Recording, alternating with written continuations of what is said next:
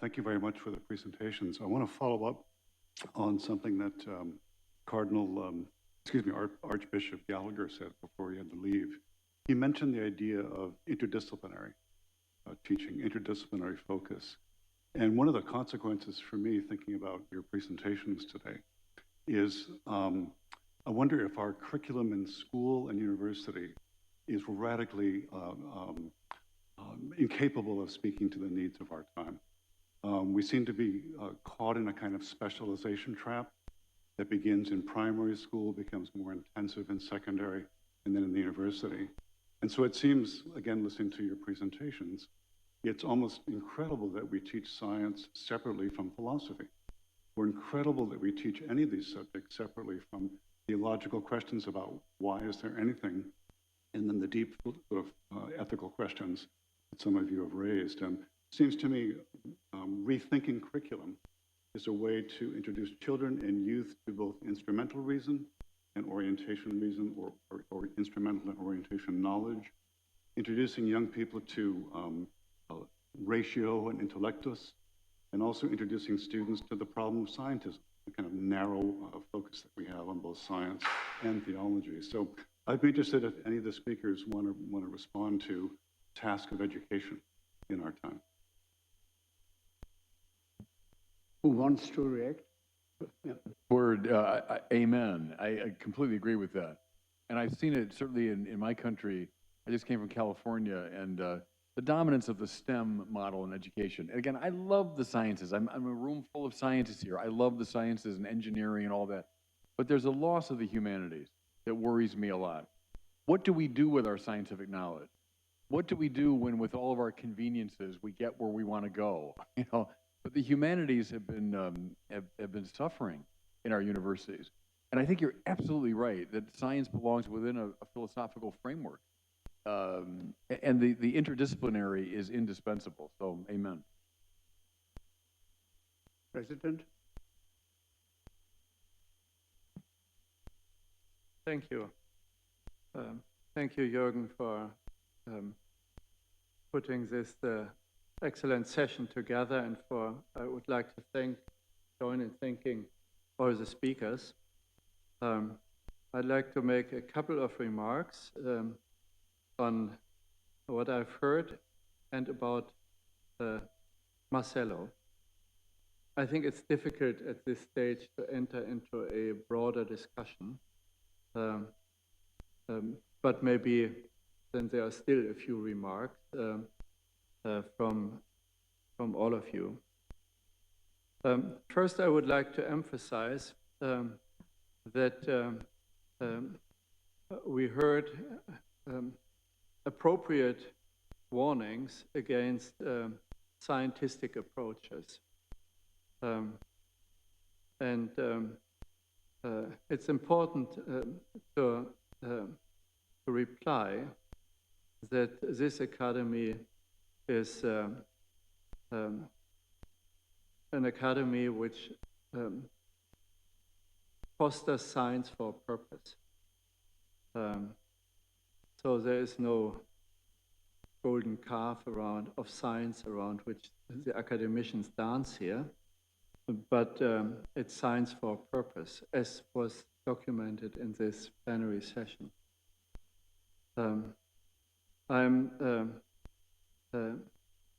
What we cherish is the search for truth and not the search for science.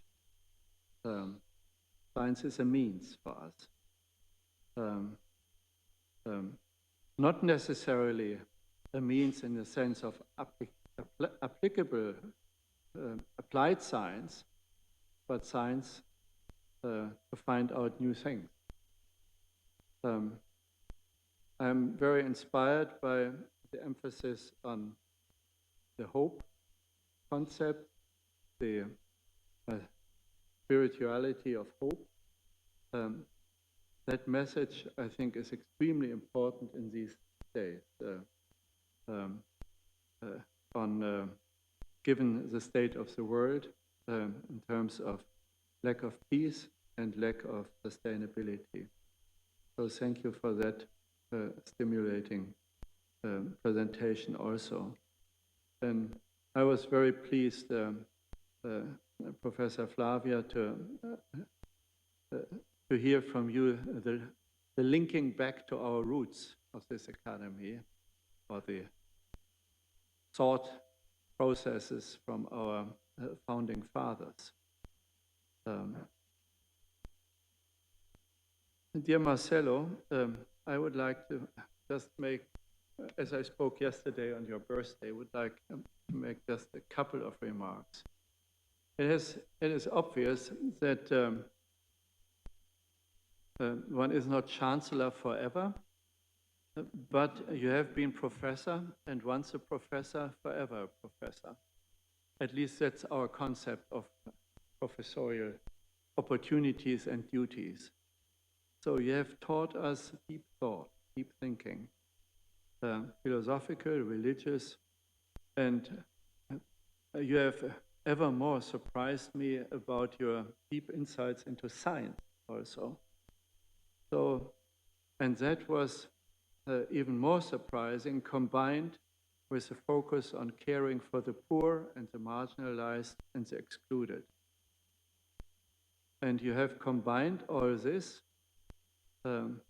with managing not only this academy, but these academists. To be, having been our manager, I think is something which we haven't mentioned so far in applauding you and your work. In that sense, let me thank you very much and hand back to our chair, to you, Jürgen Mittelstraß.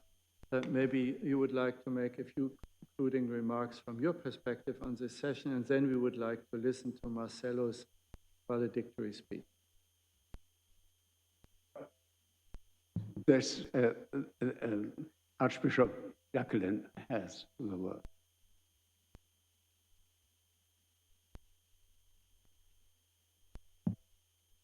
Okay. So since I'm a member of this academy 20 years ago, I mean, Marcelo was something, not just a manager, he was a colleague, a philosopher. I don't know whether I can say that, he was a friend, and he is a friend.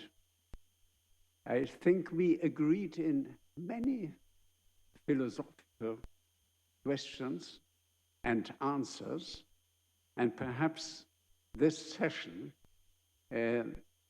has shown that indeed it's not just rhetoric, but it's substantial, that science, philosophy, theology has to talk to each other, and they have to say a lot to each other. I think this became very, very clear in these statements.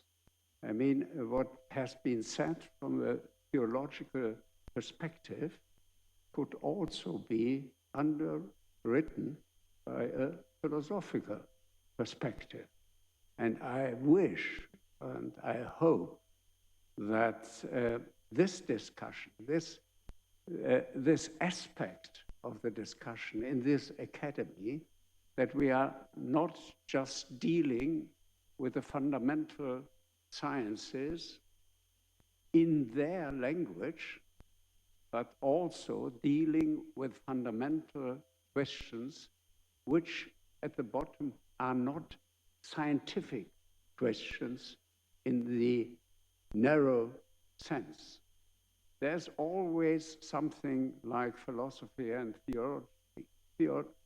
theology in these discussions. I mean, when I say philosophy, I don't mean philosophy in its broad sense, but particularly in the sense of philosophy of science. I mean, philosophy of science is the attempt to make philosophy more scientific, but also to make science more philosophical. And this is something perhaps we have lost sight of during the last centuries, starting with the early 19th century, when also started what you were referring to as scientism.